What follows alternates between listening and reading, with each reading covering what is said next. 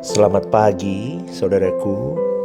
Hari ini kita mau berbicara tentang menjadi orang benar. Karena menjadi orang benar itu dibenarkan untuk hidup dalam kebenaran. Roma 1 ayat 17 berkata, orang benar akan hidup oleh iman. Saudaraku, istilah orang benar sering dipahami secara terlalu simpel dan sederhana. Seolah-olah orang benar adalah orang yang tidak pernah berbuat salah, punya moral baik, atau lebih suci daripada orang lain. Tetapi secara teologis yang saya pahami, saudaraku, Alkitab membawa kita jauh lebih deep, lebih dalam. Orang benar bukan pertama-tama orang yang merasa dirinya benar, melainkan orang yang dibenarkan oleh Allah dan kemudian hidup dalam respon ketaatan kepada Allah. Kebenaran bukan sekedar status di hadapan Allah. Kebenaran harus menjadi arah dan karakter kehidupan. Disinilah kekristenan berbeda dari agama yang hanya memperbaiki perilaku. Karena Allah tidak sekedar ingin membuat manusia terlihat benar. Allah hendak membentuk manusia menjadi benar dalam batin, benar dalam kehendak, benar dalam motivasi, dan benar dalam seluruh kehidupannya. Maka melalui renungan menjadi orang benar ini ada beberapa poin yang akan saya sampaikan. Poin yang pertama, saudaraku, orang benar itu dimulai dari kesadaran bahwa dirinya tidak benar. Roma 3 ayat 10 berkata, tidak ada yang benar, seorang pun tidak. Ayat ini seharusnya menghancurkan fondasi kesombongan manusia. Tidak seorang pun dapat berdiri di hadapan Allah berdasarkan moralitasnya sendiri. Tidak ada prestasi yang cukup untuk bersombong diri. Tidak ada pelayanan yang cukup untuk bermegah diri. Tidak ada amal, tidak ada pengetahuan firman Tuhan yang cukup untuk kita bermegah diri. Manusia membutuhkan pembenaran dari Allah. Maka dari itu Injil bukan berita bahwa jadilah orang baik supaya Allah menerima kamu. Tetapi Injil berkata di dalam Kristus manusia yang berdosa, yang kotor ini dibenarkan oleh kasih karunia dan dipanggil untuk hidup di dalam kebenaran. Saudaraku, pembenaran adalah karya dari Allah. Tetapi pembenaran tidak boleh dijadikan alasan untuk berhenti, untuk kita bertumbuh, maju, moving forward, untuk semakin serupa dengan Kristus. Justru orang yang telah menerima pembenaran dari Bapa melalui salib dari Kristus Yesus dipanggil masuk ke dalam proses pengudusan hidup tiap hari. Amin ya saudaraku ya. Maka poin yang kedua, dibenarkan bukan berarti boleh tetap hidup dalam kubangan dosa. Roma 6 ayat 1-2 memberikan satu pertanyaan yang tajam. Bolehkah kita bertekun dalam dosa supaya semakin bertambah kasih karunia itu?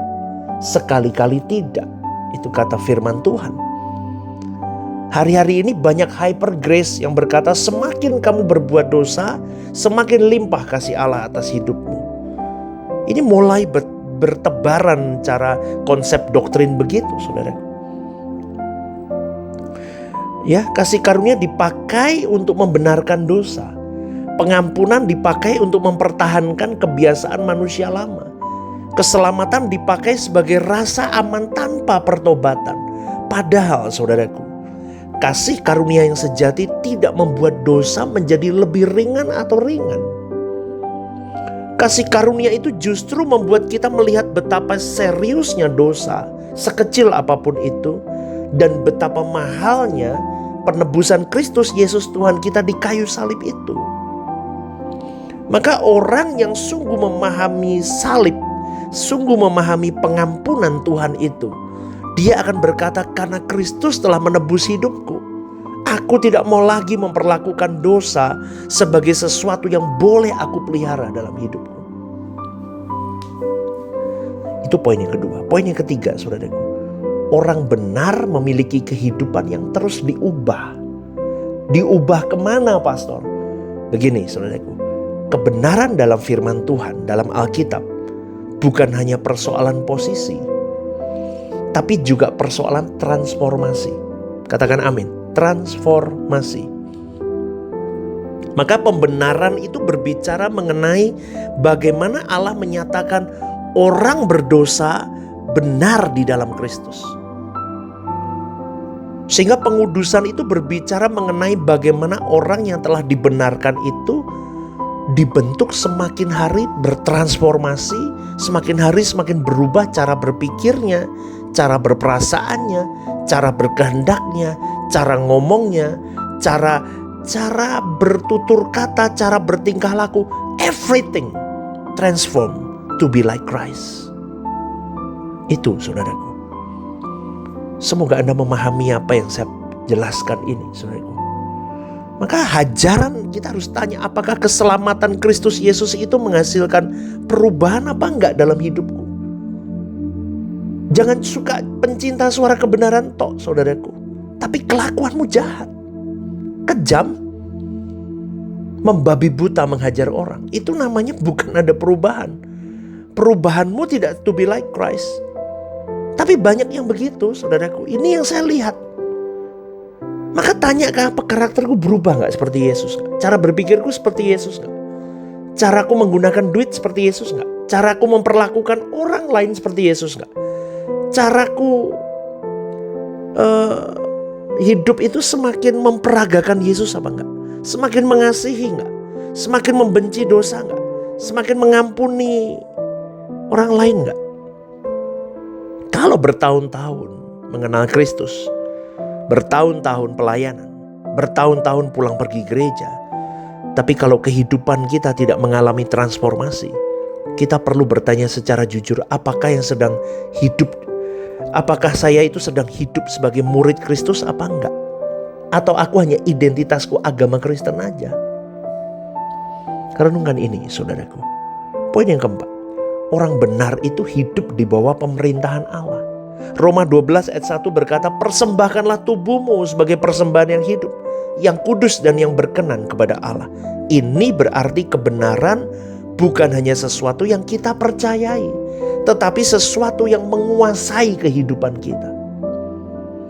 Everything, tubuh kita, pikiran kita, keinginan kita, rencana-rencana kita, emosi kita, keputusan kita harus tunduk kepada Allah.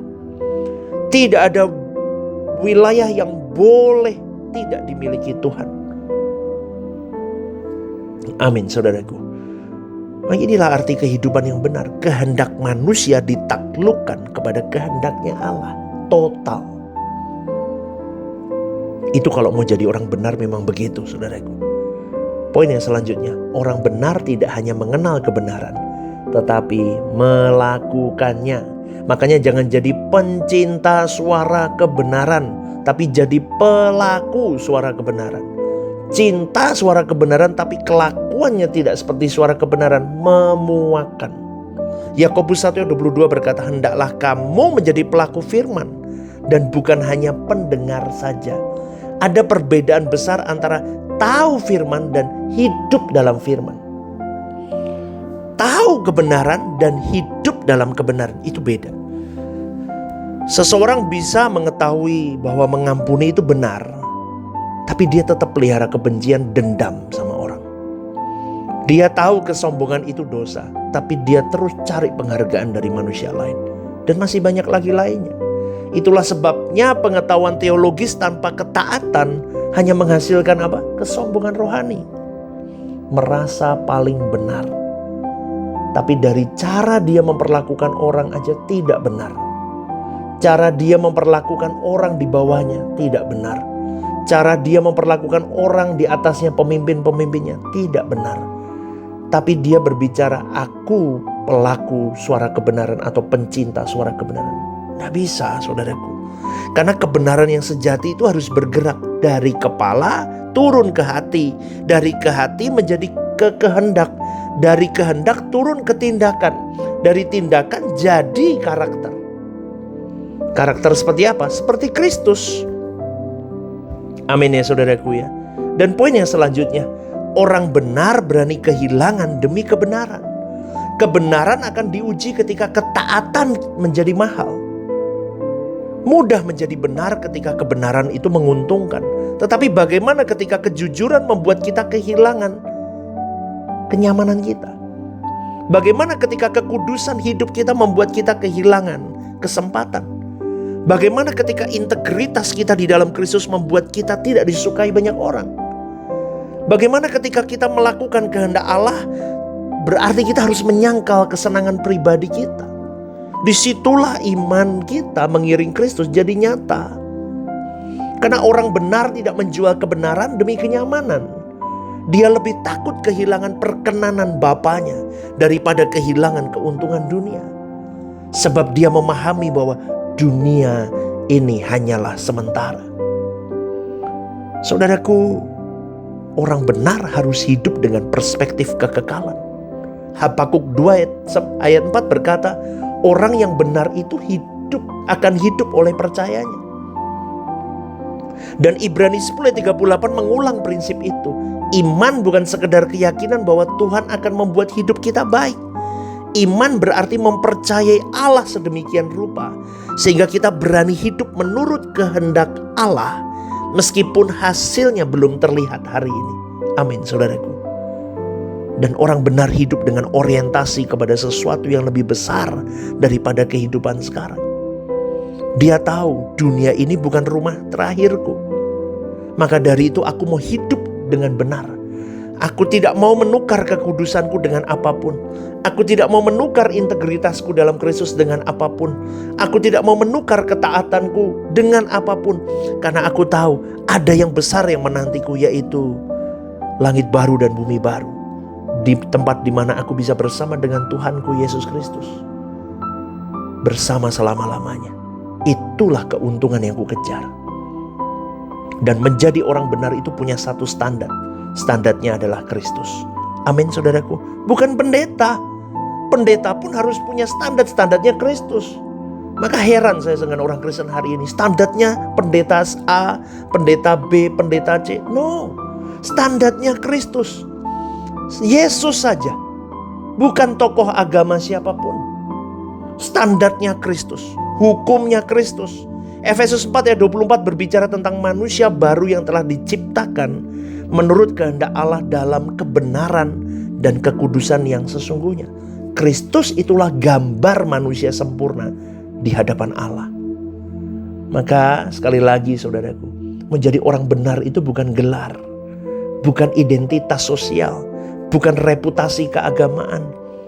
Menjadi orang benar adalah hidup yang telah dibenarkan oleh Allah, ditaklukkan kepada pemerintahan Allah, terus menerus berjuang hidup kudus dan dikuduskan dan diarahkan sampai mengalami keserupaan dengan Kristus. Amin saudaraku. Itulah jadi orang benar. Maka jangan hanya percaya kepada kebenaran, hiduplah dalam kebenaran. Jangan cuma berbicara tentang kekudusan, hiduplah dan kejarlah kekudusan. Jangan hanya mengaku milik Kristus, tunduklah hidupmu di dalam Kristus. Jangan ingin masuk langit baru bumi baru, cuman ingin, tapi berjuanglah mempersiapkan dirimu untuk layak masuk ke langit baru bumi baru. Semoga renungan ini membuka pengertian kita. Jangan merasa sudah paling benar. Karena seringkali orang yang merasa paling benar orang yang tidak benar di situ malah. Karena orang benar bukan manusia yang tidak pernah jatuh. Tahu. Tapi orang benar adalah manusia yang ketika jatuh tidak berdamai lama-lama dengan dosa. Dia kembali kepada Allah. Dia bertobat. Dia bangkit. Dan terus berjalan di dalam terang Tuhan. Ingat saudaraku. Dan semakin orang-orang mengenal Kristus, semakin orang model begini akan semakin menyadari bahwa kebenaran bukan alasan untuk meninggikan diri. Tetapi kebenaran adalah panggilan untuk menyerahkan seluruh hidupnya kepada kehendak Allah. Semoga renungan ini jadi berkat untuk kita semua. Jadilah orang benar. Jadilah orang benar. Jadilah pelaku suara kebenaran. Bukan berhenti menjadi pencinta suara kebenaran, tapi kelakuan hidup kita menjatuhkan banyak jiwa. Amin ya saudaraku ya. Semoga renungan ini jadi berkat. Renungan The Message. Jesus is our message. Tuhan Yesus memberkati. Shalom saudaraku yang terkasih di dalam Tuhan. Ada program baru yang bernama Are You Okay? Ini adalah program yang memang diadakan bagi saudara-saudari yang rindu atau ingin didoakan. Mungkin saudara-saudari sedang mengalami pergumulan-pergumulan hidup yang sulit, yang berat, menghadapi masalah-masalah yang tidak mudah. Saudara-saudari bisa klik di formulir online yang tertera atau scan barcode di situ. Anda bisa tuliskan di sana apa yang menjadi pergumulan masalah Anda yang ingin didoakan. Tujuannya satu, Anda tidak merasa sendiri. Saya sendiri akan mendoakan beserta tim yang akan menangani ini. Saya akan mendoakan di dalam mesbah-mesbah doa kami. Tujuannya satu, supaya saudara-saudari merasa ada yang support, tidak sendirian berjalan menghadapi beratnya kehidupan ini. Ini kerinduan saya, kita berbagi kasih secara nyata. Dan kiranya program baru ini bisa menjadi berkat untuk kita semua. Tuhan Yesus memberkati.